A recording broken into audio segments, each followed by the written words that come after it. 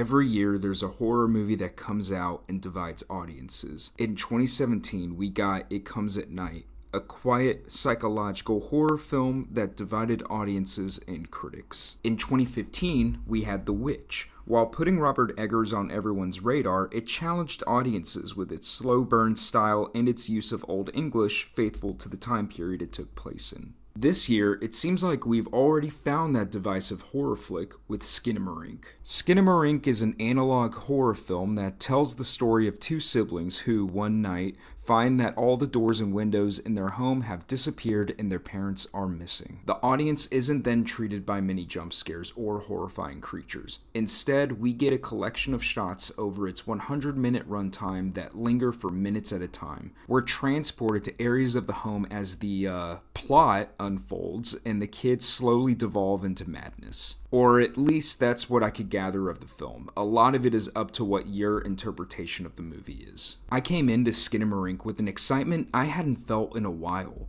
It's not every day that we, the audience, get to see an experimental film like this on a big screen across the nation. A film like this typically might get a limited theater run or nowadays just be thrown onto streaming. But knowing about the hype centered around this film and what it actually took to get it into a theater was making me think that I was going to see something that would make my skin crawl. So, did it?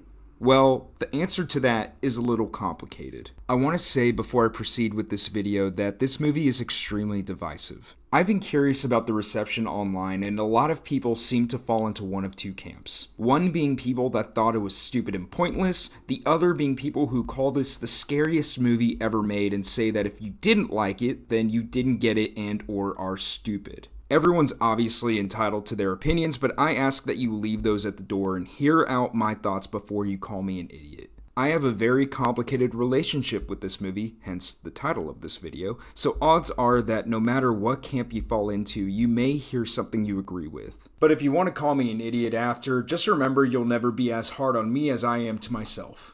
Alright, now on to my thoughts. I left my theater fuming that I had spent 100 minutes of my time there. I considered walking out several times but decided to stick it out. The jump scares that were in the movie left me irritated and had me thinking I was about to go deaf. When I got home, I was left perplexed, wondering how anyone could like this movie. Like anyone, I hopped on my computer to see what other people were saying, and like expected, audiences were heavily divided on it. For everyone who thought this movie was boring and pointless, there were people saying this was downright evil, and in the words of one reviewer, a singular masterpiece that I can't shake. I then, obviously, went to YouTube to see what several creators were saying. I was looking for what the positive reviewers saw in this film. What resulted was hours of me sitting there listening to different takes and interpretations of the film. At the time, I thought I got it. This is a movie that doesn't spoon-feed anything. You really don't even see any characters' faces. It's not like anything out there you'll see. It's about setting a mood and forcing you headfirst into the confusion of our main characters. I could, at the very least, appreciate and respect the lengths that filmmaker Cal Edward Ball had to go to in order to get the film made.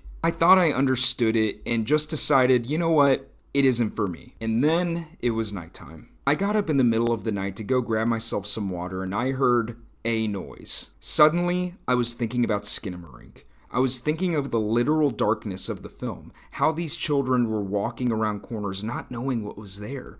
I could feel it. Just like that. At my apartment complex, there's a dog that lives right down the hall. When it barks, I hear an echo in the walls that reminds me of the dialogue in this film. If they ever turn out the lights in this place and I hear that, I'm moving. Now, even 2 months after I saw the film, when it's night and I'm walking around, I can't help but think of Skinamarink. It's a film that I hated to watch, but ended up sticking with me. I can think of plenty of films that I saw in a theater, didn't particularly love, or even hated, and never thought of again. But this film is the only one that I can think of in which I left the theater absolutely furious, thinking that I had wasted my time, that has ended up becoming implanted in my brain, at least in the short term. This got me thinking not long ago. Does that lingering make Skinamarink a good film? Could I give this a good review not because I enjoyed the movie, which I didn't, but because it succeeded in what it set out to do? The question is, what is it that this film set out to do in the first place? Feel free to disagree with me.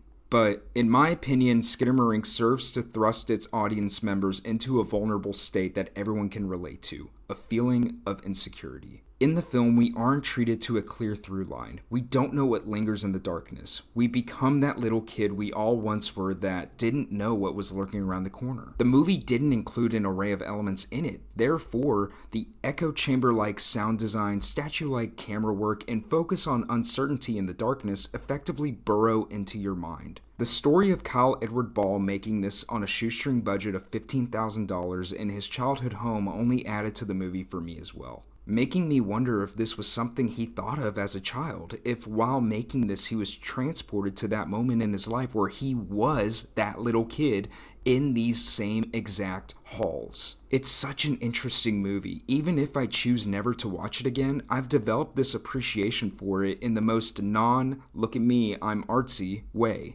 This film has an energy to it that's wholly unique, and while I'm still torn on my exact feelings about the film, I can at least respect it. I've heard people say that this would have served better if it was just a short, and I would agree that 100 minutes was too long for myself personally. And it should be noted that Kyle Edward Ball had made a collection of shorts that were in this same style of Skinamarink, being sort of analog horror films, and this film is kind of like an amalgamation, if that's how you say that word, of all of those previous shorts that he had made. But a counter to the idea that this should have just been a short is that this film needs the theater-like experience, in my opinion. It calls for the pitch black, no sound, nothing but you and the screen in front of you. If I hadn't seen this film in the theater format, I'm not sure if I would have gotten the same energy it left me with. And I don't think it would have gotten nearly the same amount of hype, because if you watch this movie at home, you can easily just turn it off. In the theater, you're forced to sit there and watch it unless you decide to walk out. So it's interesting. On one hand, I thought it was too long for what it was, but then on the other hand,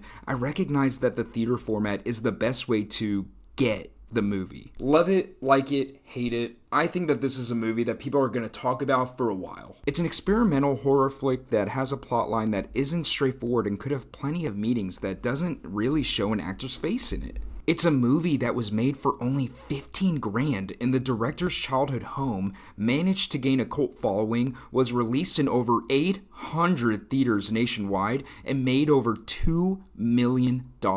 So, all in all, it's complicated. I respect this movie and recognize the effect it had on me. But that doesn't change the frustration I had when actually physically watching the film. As always, I recommend you see it for yourself to draw your own conclusions and give yourself some time to fully decide how you feel. Odds are, you may change your tune when it's 1 a.m. and you hear a weird noise outside your door. Thank you so much for watching the video, and be sure to subscribe if you enjoyed it and you want more. See you next time.